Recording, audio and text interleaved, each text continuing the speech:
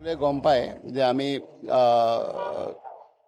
Honourable হাইকোৰ্টৰ মহামহিম উচ্চ ন্যায়ালয়ৰ যি আদেশ আমাক দিছিলে যেনেকুৱাকৈ কৰিব লাগিছিলে 15 দিন নটিচ 15 দিন দিব লাগে, তাৰ নটিচ দিয়াৰ পাছত আৰু 15 দিন দিয়াৰ পাছত তেওঁলোকক ঘৰ বাৰীবিলাক উঠাই লৈ যাবলৈ সুবিধা দিব লাগে। আমি দিছোঁ, তেওঁলোকক আমি আগৰ পৰা কৈছোঁ, ধুনীয়াকৈ কৈছোঁ, নটিচ যি দিব লাগে দিছোঁ, যি ইনফৰ্মেশ্যন দিব লাগে দিছোঁ। আৰু তেখেতসকলক আমি লাষ্ট 2 দিনৰ পৰা সকলোকে কৈ আছোঁ যে আপোনালোকে যি বস্তু নিজে উঠাই লৈ যাওক, আৰু বহুতখিনি মানুহ উঠাই লৈ গৈছেও।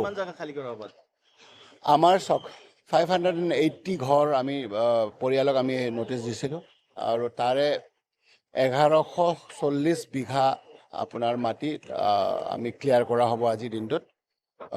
গতিকে সেই ৰাতিপুৱাৰ পৰা আমাৰ চলিছে, 5টা ব্লক আছে, 5টা ক্লাষ্টাৰত আমাৰ অলৰেডি চলি আছে ধুনীয়াকৈ। মেজিষ্ট্ৰেট আছে, পুলিচ বিষয়া আছে, ৰাতিপুৱাৰ পৰা চলি আছে, বন বিভাগ আছে, সকলোৱে মিলি এইটো এটা টিম ধুনীয়াকৈ ভালকৈ কৰি আছে। আৰু মই ভাবোঁ আজিৰ দিন ভিতৰতে এইটো ক্লিয়াৰ হৈ যাব লাগে।